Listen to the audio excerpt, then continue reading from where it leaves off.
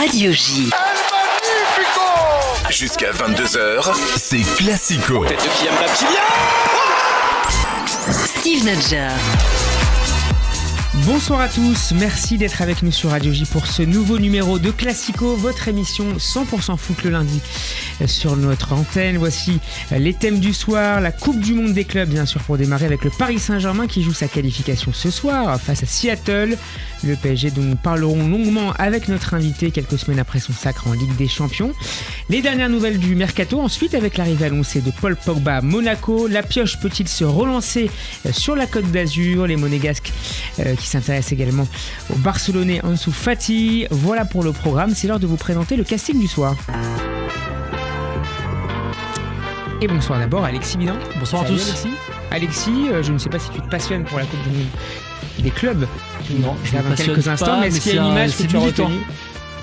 C'est militant. Alors l'image, oui, je me passionne pas, mais c'est militant. Mais l'image que j'ai, c'est en fait les caméras, les prises de vue. J'ai beaucoup aimé la caméra qui remettait au ralenti le but du PSG vu d'en haut comme ça. Je trouvais que c'était hyper intéressant d'avoir ça pour notre Ligue 1 d'ailleurs, pour la redynamiser sa diffusion. Et au-delà de ça, au-delà de cette image. Et au-delà de ça, après c'est toujours sympa de voir les clubs sud-américains. Donc voilà. Contre le PSG. Pour l'instant, je trouve que c'est ça commence mollement. Ouais, mais en fait, ça me rappelle un premier tour de Coupe du Monde où tu sais qui va passer. Donc, bon, on n'est pas raccord dans le vif du sujet, quoi. On sera rejoint dans quelques instants par Thomas Zetoun depuis les États-Unis. Notre invité ce soir, lui, est dans les studios. C'est l'auteur du livre officiel de la victoire du Paris Saint-Germain en Ligue des Champions. Héroïque à jamais dans nos cœurs. Un livre publié aux éditions Amphora. Bonsoir Clément Pernia. Bonsoir Steve, bonsoir à tous. Et merci d'être avec nous. Bienvenue dans Classico. Tu connais l'émission. On va parler des Parisiens dans quelques instants. Est-ce qu'il y a un joueur qui t'a particulièrement marqué, au-delà du Paris Saint-Germain d'ailleurs, depuis le début de cette compétition? Pour être honnête, j'ai pas regardé tous les matchs. Non plus, ne t'inquiète pas. Donc non, il n'y en a pas un qui s'est dégagé.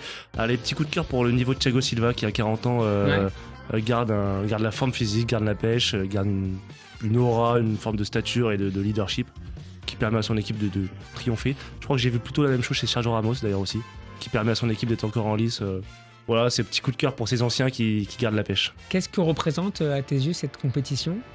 Je suis un peu partagé, je suis moins sévère qu'Alexis parce qu'en tant que Parisien déjà on a envie de rester un peu sur notre nuage et d'y croire et de faire une saison un peu complète, tu vois, d'aller chercher ces 6-7 trophées, je sais même plus combien tu peux en gagner cette saison, ce qui ferait d'une saison déjà historique encore plus historique. Honnêtement c'est mitigé, le format est sympa mais le niveau de jeu, le timing, le moment où ça tombe, pour l'instant c'est très mitigé. On voit que les joueurs sont un peu épuisés, fatigués, aussi. Émoussés, les températures sont très, très élevées. Pour l'instant, sincèrement, ça a plutôt l'allure d'un tournoi de pré-saison, de matchs amicaux plutôt d'une Coupe du Monde des clubs. On verra, moi j'ai longtemps dit que ça se décanterait à partir des phases finales, des huitièmes. Pour l'instant, je suis un peu sceptique, on verra ce que ça va donner. Et sur la réalisation, ces idées Je suis pas fan de cette entrée des joueurs à l'américaine, là, un par un. Voilà, moi je suis un peu un conservateur dans l'âme, donc ce côté un par un, je suis pas fan. C'est plutôt pas mal effectivement ces caméras individuelles, même sur les arbitres, c'est plutôt intéressant parce que ça apporte quelque chose de nouveau. Voilà, pour l'instant je suis pas non plus époustouflé par l'arrière. Et en parlant de droit télé, on apprenait tout à l'heure que Canal+ ne diffuserait pas a priori le match du dimanche soir. Vous avez peut-être une réaction avant qu'on démarre sur le Paris Saint-Germain, Alexis? C'est bien dommage, mais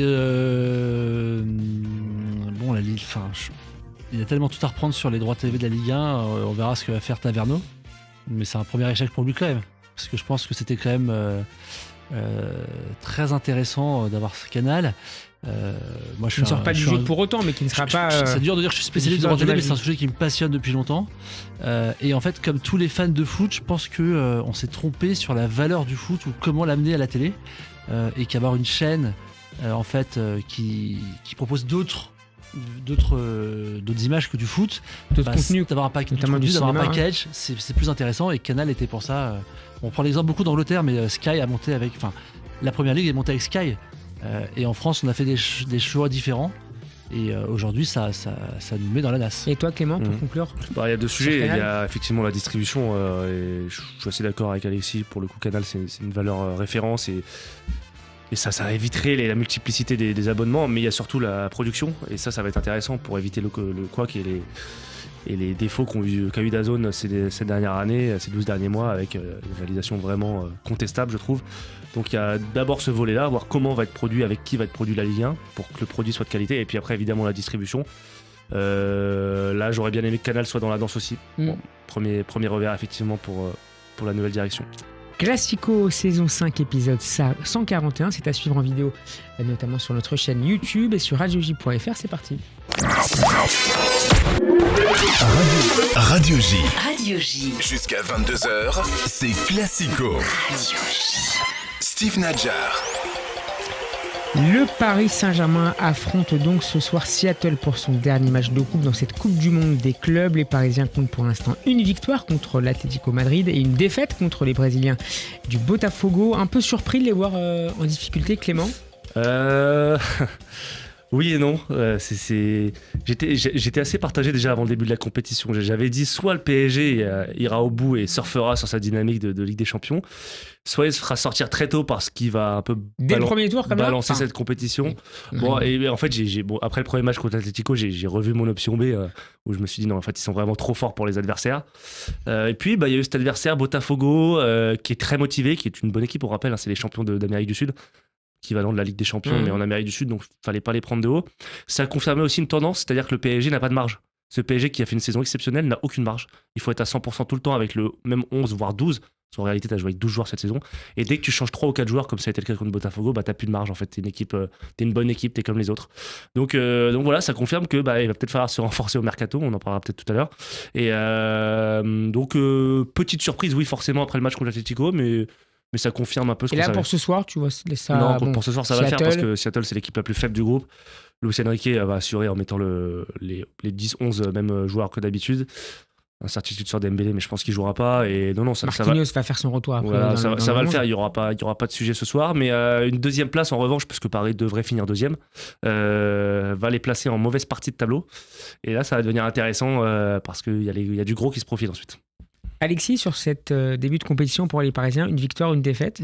Justement, c'était un peu le jour d'après, sans savoir vraiment comment allaient se positionner les Parisiens. Est-ce qu'ils allaient être sur l'euphorie, entre guillemets, et puis un peu pas vraiment jouer la compétition ? Et alors qu'on voit le match contre l'Atlético, on se dit, si, en fait, ils sont carrément à fond et ils vont faire mal à tout le monde parce que mettre 4-0 à l'Atlético, c'est quand même s'il y a des conditions atmosphériques qui peuvent gêner le type de jeu d'Atlético, c'est quand même pas rien, quoi. 4-0 à l'Atlético, peu importe le match, c'est à mettre au crédit des Parisiens.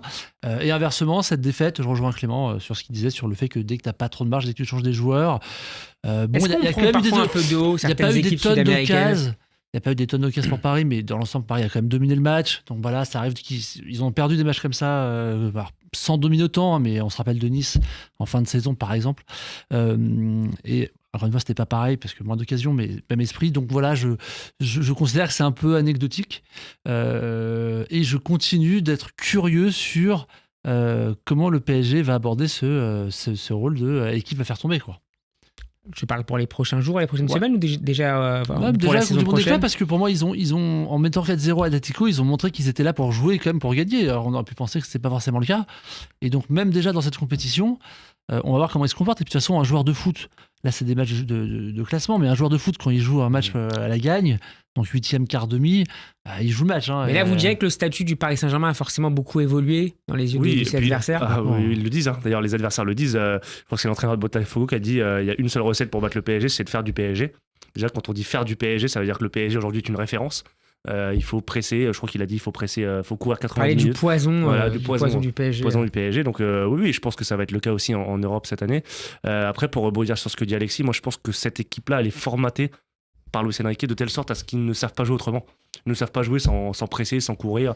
Effectivement, le pressing, même le contre-pressing à la perte du ballon, c'est 8 secondes pour récupérer le ballon, sont moins flagrants quand il manque 4 ou 5 joueurs, parce que c'est pas les mêmes repères, les mêmes références, mais globalement, dès que les joueurs sont là, les titulaires sont là, t'as pas trop de surprises. Je vois pas aujourd'hui des joueurs se relâcher ou jouer différemment. Ils ne savent pas faire. Un Joao Neves, même un Guevara. Voilà, maintenant, ils sont formatés pour jouer de cette manière-là. Et globalement, je pense que le PSG va poursuivre sur sa dynamique. On rejoint maintenant Thomas Zetoun qui nous attend aux États-Unis. Bonsoir Thomas. Bonsoir à tous. Merci de nous rejoindre dans Classico. Comment est-ce que tu vis ces premières journées de compétition et ce début de tournoi pour le Paris Saint-Germain avec une victoire et une défaite avant un match ce soir contre Seattle ? La défaite avec un peu de déception parce que, comme l'a un peu dit Alexis, on a déjà vu ce genre de match. C'est-à-dire que malgré tout, on domine, on maîtrise et on prend un contre, on prend un but et nous, on n'arrive pas à convertir nos occasions. Ça me rappelle beaucoup de matchs de Ligue des Champions de début de saison où justement on faisait le taf mais on n'arrivait pas à mettre les actions au fond. Euh, Sinon, je suis plutôt content de voir l'engouement qu'il peut y avoir malgré tout aux États-Unis parce que c'est très décrié, Je vais te poser notamment la en question, Europe, il y a, etc. il y a Mais, une ambiance assez mais les enthousiaste sur stades sont place. pleins. Ouais. Alors, je peux pas juger pour l'enthousiasme qu'il y a sur la côte ouest, et notamment pour le PSG, parce que moi je vis de l'autre côté, je suis à Miami, mais je peux vous dire que j'ai jamais vu autant de maillots de foot dans les rues Mhm. depuis que la compétition n'a commencé. Donc forcément, le Real Madrid, à Miami, il y a beaucoup de Sud-Américains qui sont supporters du Real de Madrid, quoi qu'il arrive. Mais il y a tout cet engouement avec Messi depuis qu'il est là, donc fatalement. On voit beaucoup de maillots de toutes les équipes européennes qui se baladent ici sur la côte Est. Donc, non, et pour revenir au PSG, je pense qu'il y a la place pour aller faire quelque chose. Les joueurs aujourd'hui, comme aussi l'a dit Alexis, ils veulent gagner.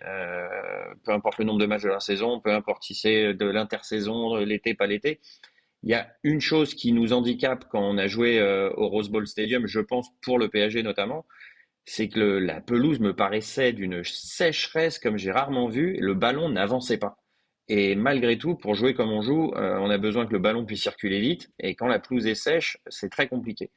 Je pense que ça sera peut-être un peu plus facile à Seattle, dans le stade là-bas.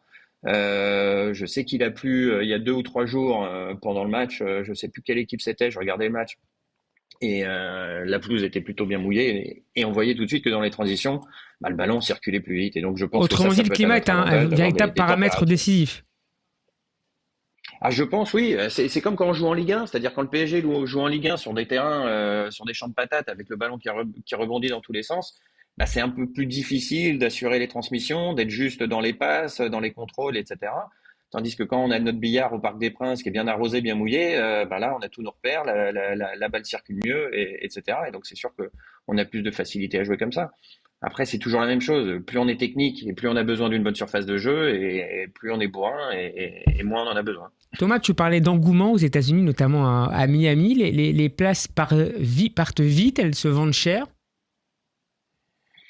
Non, alors malgré tout, ça part pas très vite ni très cher. Même les cartes de crédit, je sais pas si vous connaissez un peu le système des cartes de crédit aux États-Unis, mais on peut avoir du cashback sur plein d'achats et on reçoit des offres très régulièrement sur si vous achetez des places, vous aurez 20% de cashback D'accord. sur vos dépenses pour les places. Donc je pense qu'il y a un petit malgré tout un retard à l'allumage sur le fait que les places ne se sont pas vendues très très vite. Mais les places pour Miami, pour le club de Miami, se sont vendues. Pour le Real Madrid, ça s'est vendu. Donc fatalement, c'est encore une fois la même chose. C'est-à-dire que quand il y a des joueurs à voir, les gens payent leur place. Ouais, Et aux tu veux dire, États-Unis, ils ont l'habitude de payer et très cher pour du spectacle. tu veux dire Donc que Al Ahly, Alexis. Red Bull Salzbourg, forcément, c'est plus dur à remplir. voilà. Alors même si voilà. Après, Al Hilal a fait un super match contre le Real. Hein. Ça s'est pas joué à grand chose d'ailleurs. Mais oui, en effet, il y a vraiment il y a cette idée aux États-Unis de venir pour du spectacle. C'est-à-dire le sport, c'est une chose, le résultat, c'est encore autre chose. Mais avant tout, c'est le spectacle qui prime. C'est vraiment une culture du spectacle dans tous les stades qu'on peut voir aux États-Unis, que ce soit pour le basket, le baseball, la NFL, etc. Il y a une vraie culture du spectacle. Les gens n'en ont absolument rien à faire d'arriver avec 15 minutes de retard. Et pourquoi? Parce qu'en fait, ils peuvent acheter leur place juste avant le match et venir, le match a déjà commencé parce qu'au final, les places valent moins cher à ce moment-là. Mais pourquoi? Parce qu'il y a ce vrai problème que dans tous les spectacles vendus aux États-Unis, les places sont excessivement chères. Clément Pernin, je reviens à ton livre héroïque, livre officiel de la victoire du Paris Saint-Germain en Ligue des Champions. Quel a été selon toi le moment le plus décisif de la saison, au-delà bien sûr de la finale? Bon, il y en a plusieurs. Moi, je sais qu'il y a une grande théorie de l'interrupteur lors de Manchester City PSG Manchester City où beaucoup disent que ça a été le tournant de la saison. Ça me paraît un peu trop facile comme explication. Je pense pas qu'il y ait eu un déclic. Je pense que l'affaire Dembélé Gate à Arsenal a été un premier tournant. Parce qu'on a pu retrouver le même Dembélé derrière. Ça a été très critiqué, très contesté à l'époque. Je sais pas si vous vous souvenez, mais il y a eu une grosse polémique avec Luis Enrique qui s'était pris la tête avec une journaliste de Canal+. Oui. Euh, Ça a permis d'asseoir encore davantage l'autorité de je pense que Luis Enrique dans le groupe. oui, je pense que ça lui a il l'avait déjà montré avec Mbappé l'année dernière. Il a remis l'église au milieu du village, comme on dit. Dembélé, c'est certes la nouvelle star du PSG, il a remontré que quels que soient les noms, quels que soient les problèmes de vestiaire, il n'y aurait pas de traitement de faveur pour l'un ou pour l'autre. Ça a joué sur le collectif derrière, ça a joué sur Dembélé aussi, qui individuellement n'a plus été le même après. Je pense qu'il y a une prise de conscience chez lui. Ça a réaffirmé l'autorité de l'entraîneur, et Dieu sait qu'au PSG, elle est important, on l'a vu ces dernières saisons.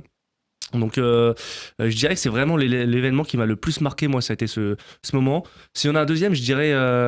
Allez, parce qu'il y a eu plusieurs petits tournants, même à Salzbourg, etc. Mais je dirais que passer le cap de Liverpool au 8e de finale avec cette séance de tir au but et ce discours avant la séance de pénaux où il remobilise tous ses joueurs, je pense que ça a fini de convaincre tout l'effectif qu'ils étaient capables d'aller au bout. Je pense que c'est ce match qui a montré à tout le monde, au club, aux supporters, aux joueurs surtout, que en fait il n'y avait pas de complexe à avoir malgré la jeunesse de l'effectif, malgré la phase de poule compliquée. Cette équipe, elle était capable à partir de ce moment de faire de grandes choses, et je pense que tout le monde l'a compris à partir de ce moment-là. Alexis et Thomas, sur les tournants de la saison? Moi, c'est marrant, c'est sur Arsenal, tout le monde parle de Dembélé avec Arsenal, mais je suis d'accord, ceci derrière, ils perdent contre le Bayern. C'est après le Bayern, donc ils perdent quand même 1-0. Sans parler de déclic, oui, pour moi, le match contre City, évidemment fondateur. Tu perds 2-0 contre City de Guardiola, ça sent mal parti. Tu as un dribble de Barcola avec Petit Pont qui lance la machine, c'est cette action-là qui change tout, avec but de Dembélé d'ailleurs. Et après, tu as le stade, c'est l'ambiance. Il y a tout un truc qui se crée à ce match-là. Moi, je suis assez croyant sur les moments décisifs. C'est un moment où la vie bascule, c'est toujours un instant T.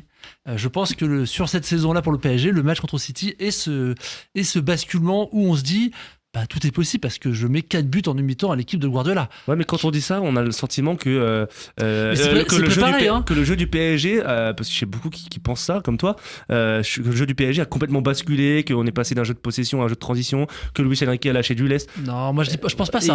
Alors qu'en fait, finalement, non. À part, si c'est vrai qu'il y a eu un peu plus de jeu de transition derrière, et il y a eu surtout de l'efficacité offensive, mais avant, le PSG jouait plutôt de la même manière contre l'Atlético, contre le PSV Eindhoven. C'est juste qu'il marquait pas les buts. Moi, je pense pas que ça soit un changement fondateur dans la manière d'aborder les matchs. Je pense que tout ce qui a été fait avant, comme tu le décrivais, on fait que quand il fallait, dans ce moment décisif-là, ça a basculé du bon côté. Voilà, et que quand tu t'entraînes pas bien, enfin moi j'ai toujours plutôt défendu le PSG avant, mais quand tu regardes ce qui s'est passé avant, quand tu prends 3 buts à Madrid en 5 minutes, quelque part, il y a un moment, un manque de préparation, ça sera un peu exagéré, mais il y a plein de facteurs qui rentrent. Là, en tout cas, Enrique a préparé ses joueurs. Et après, c'est eux qui font le travail, et c'est eux et dans ce match-là, ça a basculé. Et donc, je dis pas qu'ils ont changé de jeu après, je dis que c'était le moment qui a fait basculer du bon côté, comme ça aurait pu être du mauvais côté, mais je dis pas ça en mode moment magique, changement tactique, je dis pas ça. Je dis juste que, il y a un moment, il faut être décisif.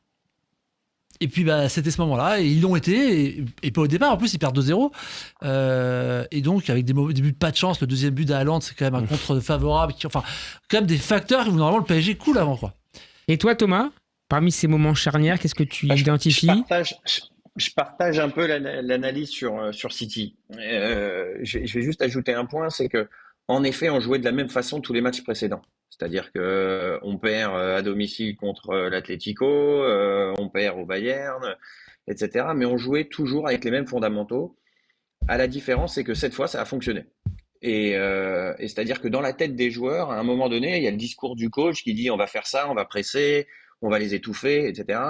Et on va à Arsenal, on n'y arrive pas vraiment, on perd. On est chez nous, on y arrive, mais on marque pas contre l'Atlético et au final, on se fait punir.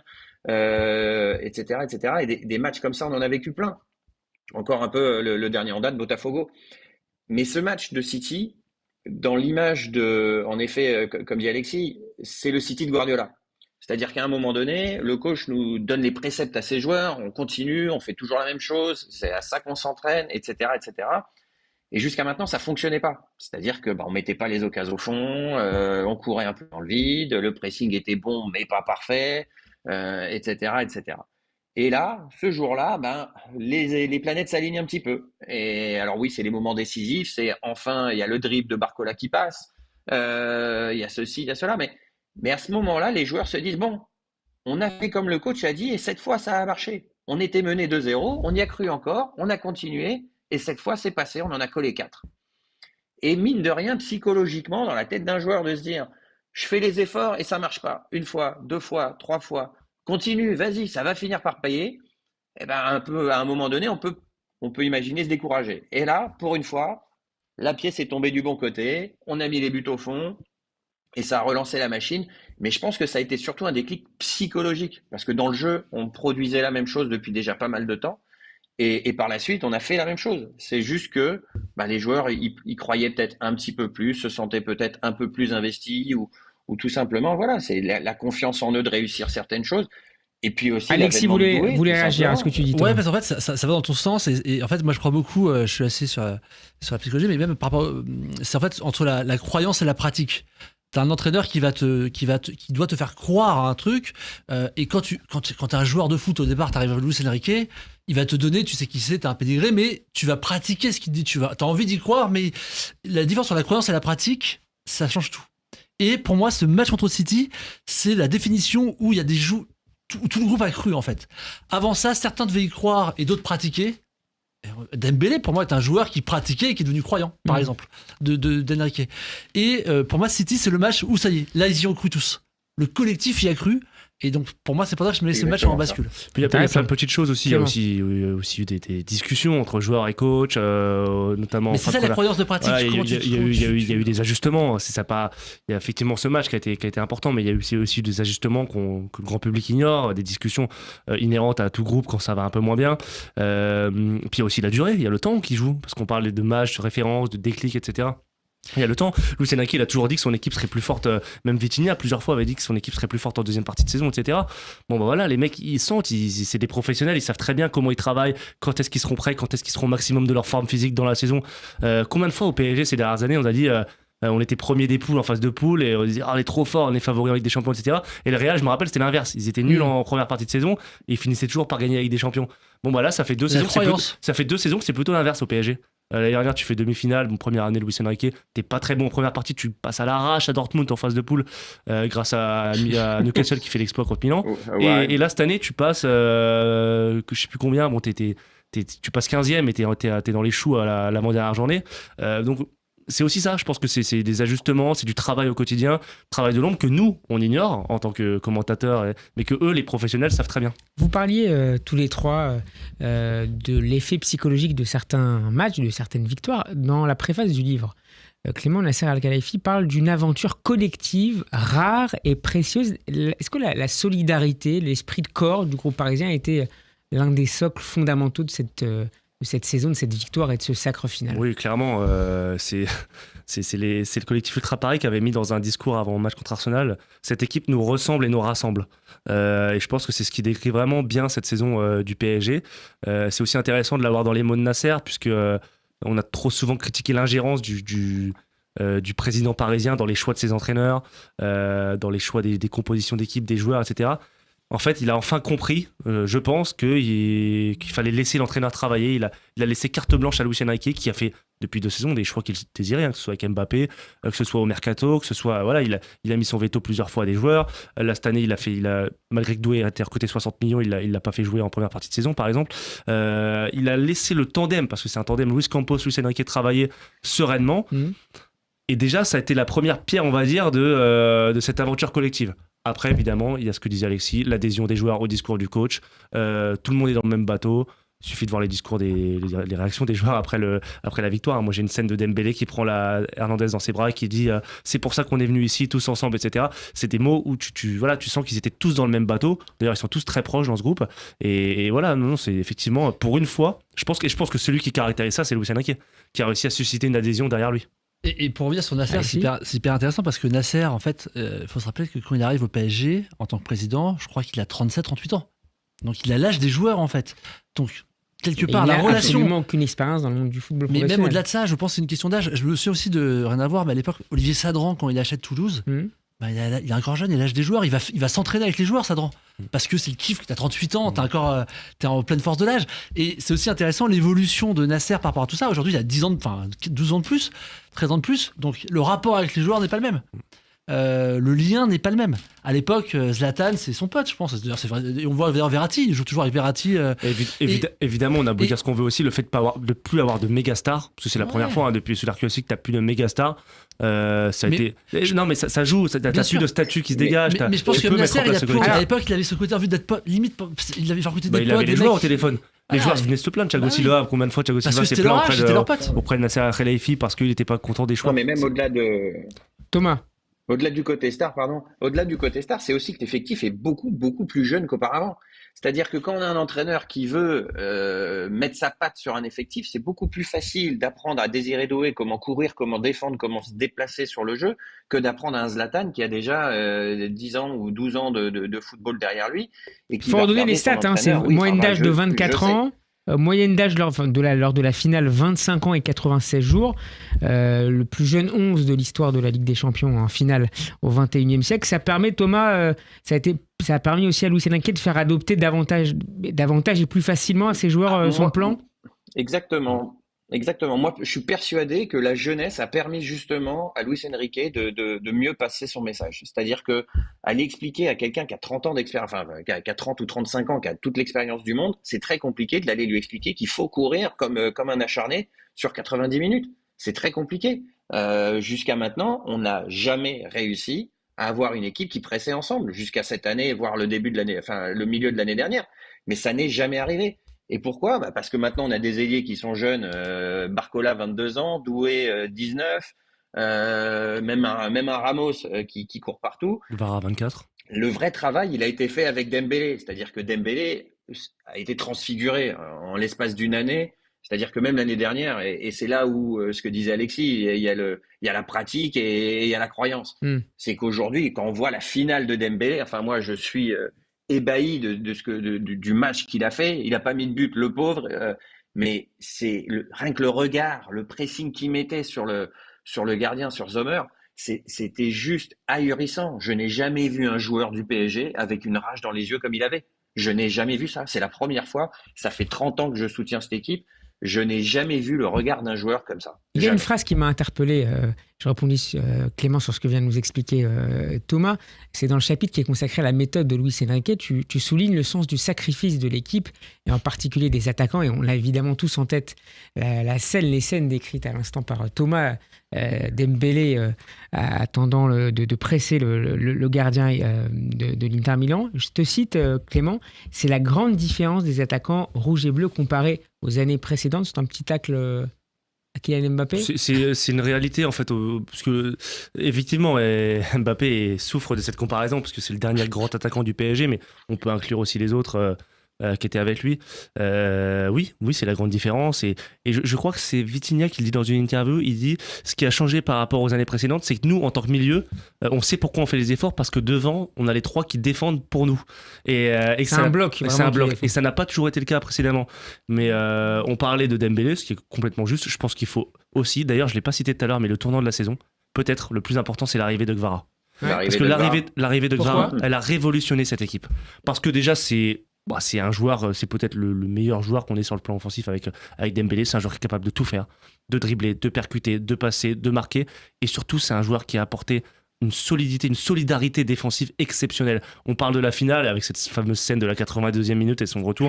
Mais en fait, moi qui ai fait les déplacements à Villa et à Arsenal, on l'a vu faire ça depuis Liverpool. Depuis Liverpool et ses retours sur Salah à Villa, il a joué arrière gauche quasiment tout le match. D'ailleurs, c'est pour ça qu'il sort pas du match. Et Luis Enrique fait un seul changement à Birmingham. Contre Arsenal, c'était pareil.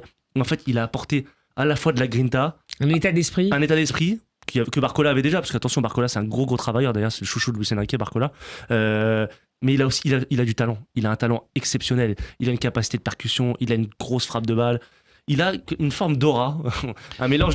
Il nous fait penser un peu au parc, tu dois le connaître, un peu à un mélange de Safet Suzic et de Javier Pastore. Il y a une forme d'élégance, mais aussi de côté charbonneur avec ses chaussettes baissées, là, un peu joueur à l'ancienne. En fait, pour me dire, je suis totalement d'accord avec toi. Et je dirais qu'en plus, en fait, Vara, il arrive quand même avec le titre de meilleur joueur du championnat d'Italie, quoi. Il n'arrive pas avec il a donné le titre à Naples et c'est le meilleur joueur du championnat italien. Et tu vois le meilleur joueur du championnat italien qui fait ces efforts-là, forcément, ça. Regarde les scènes sur lui. Regardez les scènes sûr. Regardez les scènes entre Luis Enrique et Gvara à la fin du match et lors de la célébration au parc. mais il le lâche pas. En fait, il le prend dans ses bras et je pense qu'il a trouvé sa pépite, son joueur, le joueur qu'il attendait depuis tant longtemps. Clément, raconte-nous maintenant un peu. Mais on parle de joueurs souvent. On t'écoute, vas-y, je t'en prie, Thomas, on parle vas-y. souvent des joueurs 100% compatibles et typiquement, il est 100% compatible avec Luis Enrique. C'est-à-dire qu'il représente tout ce que Luis Enrique veut du foot. Je voulais revenir pour terminer cette première partie, Clément, sur les coulisses de l'écriture de ce livre. C'est un livre collector. Depuis quand tu es en contact avec le club pour l'écrire? Est-ce qu'il y a des consignes particulières, j'imagine, forcément à respecter pour mettre en avant ce qui compte le plus, en tout cas aux yeux de l'institution PSG? Alors le livre a été décidé après la demi-finale retour, donc après la qualification en finale, où là on a envisagé de faire un livre parce que il y avait quand même une chance sur deux que Paris gagne la finale, donc il fallait quand même se préparer. J'ai pas eu tant de consignes que ça. Tout s'est fait assez naturellement. On savait qu'il fallait présenter ces héros, ces potentiels héros qui gagneraient la Ligue des Champions. On voulait revenir sur l'épopée. Après, c'est venu naturellement de faire un chapitre sur Luis Enrique, qui est quelque part le symbole de ce choix. On a rajouté ensuite le volet festivité, qui a été génial d'ailleurs. J'en parlais en off tout à l'heure, mais toutes ces festivités, c'était presque impossible, improbable. Personne pensait que Paris et le PSG pourraient descendre les Champs-Élysées avec tous les problèmes sécuritaires et tout qu'il y a eu ces dernières années. Tout s'est super bien passé avec ce point d'orgue au Parc des Princes. Donc non, en fait, il n'y a pas eu dans l'élaboration de ce livre, ça a été assez fluide. C'était beaucoup de travail, notamment après la finale, parce qu'il a fallu tout boucler en 36-48 heures, notamment ajuster le portrait des joueurs, parce que l'histoire de ces joueurs, de ces héros, ces 23-24 héros, je ne sais plus combien ils sont, en fait, a beaucoup changé après cette finale. Je pense par exemple à un joueur comme Donnarumma. Ouais, moi plutôt je pensais à Marquinhos. Ouais. En fait, Marquinhos, par exemple, pour être tout à fait franc, j'avais rien écrit avant la finale. Alors tous les autres, j'avais écrit quelque chose, mais son destin aurait tellement changé, que ce soit une défaite ou une victoire, que voilà, là il a fermé le livre quelque part et c'est une légende.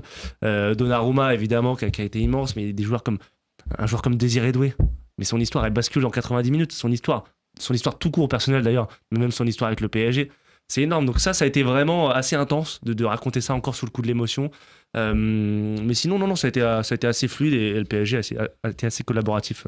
Et je rappelle le titre de ce livre, Héroïque à jamais dans nos cœurs. C'est le livre officiel donc, de la victoire du Paris Saint-Germain. C'est publié aux éditions Amphora. Thomas, tu restes avec nous pour le jeu?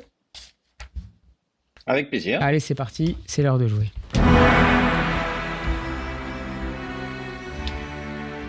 On va démarrer avec un petit quiz, une composition. Alors, difficile à trouver. PSG, Atlético Madrid.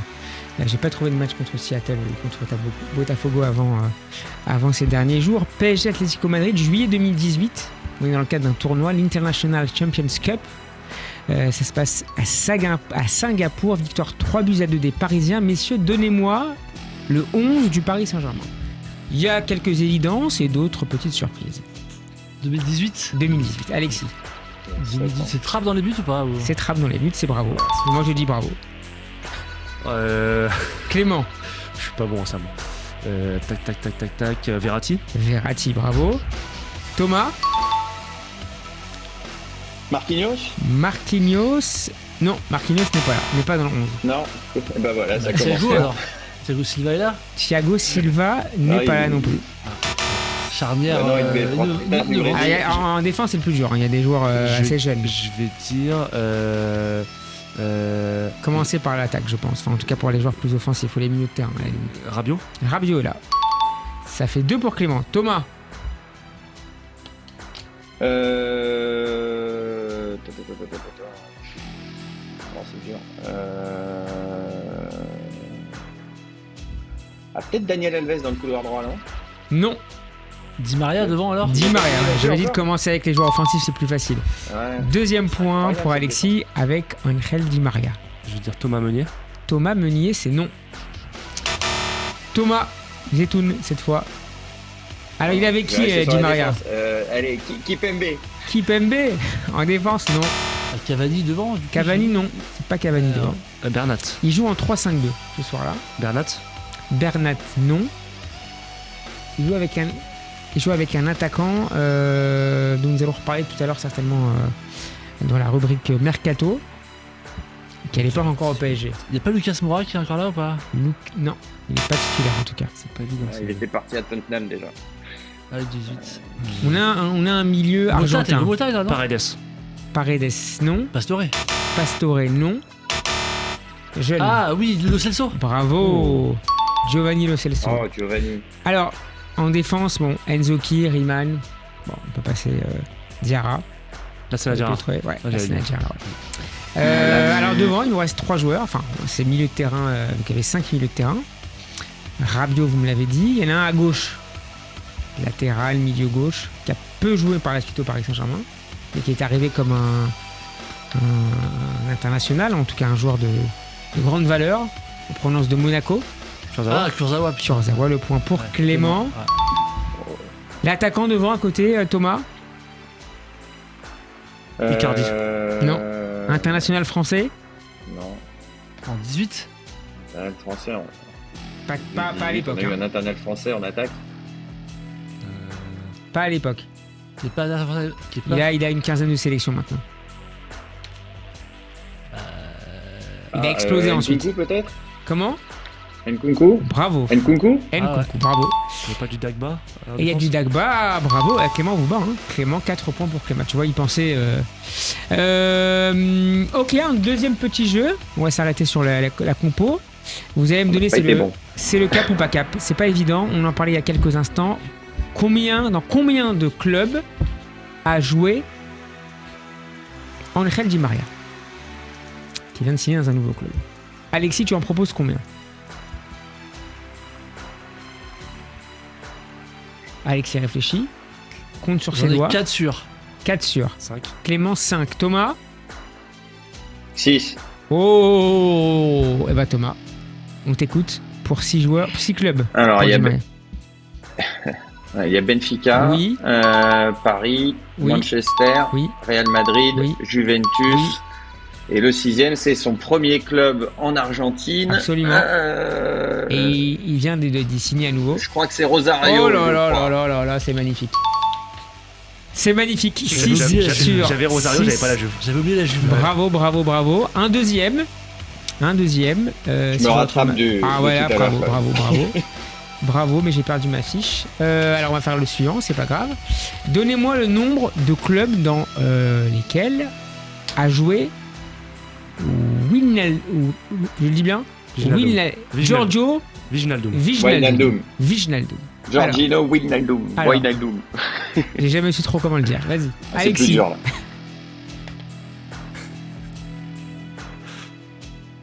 J'en ai 4 aussi, mais je 4, c'est déjà pas mal. 4. J'en ai 3. Clément, 3. Thomas. J'en ai 3. Je sais qu'il y en a 5 en tout, mais je n'ai pas les noms. Alexis, 4. Ouais, mais le problème, j'ai dit 4, mais le problème, c'est que il y a forcément un club aux Pays-Bas. Ouais. Il faut pas se tromper. Allez, vas-y, J'aurais vas-y. tenté un Feyenoord, mais. Eh bah, Feyenoord, ça démarre avec Feyenoord. Très bien. Voilà. Après, Liverpool, Liverpool. Paris. Puis parti après dans les pays du Golfe. Voilà. Donc j'ai un club dans les pays du Golfe. T'en as oublié un. Ah ouais, j'en ai oublié un, mais j'avais en tête un pays du Golfe. Voilà. Alors, le pays du Golfe, d'ailleurs. Dans quel pays d'abord? Qatar, non? Non. C'est lequel? C'est lequel? Al Dubaï, je sais pas quoi. Al Ettifaq. Alors il y a un Saoudite. 4e, on l'avait Roma. prêté à la Roma, je crois. Voilà, la La Roma Roma, après le ouais. PSG et avant Liverpool. Il y a 2 clubs quand même. Il y en a un aux Pays-Bas, t'aurais pu l'avoir.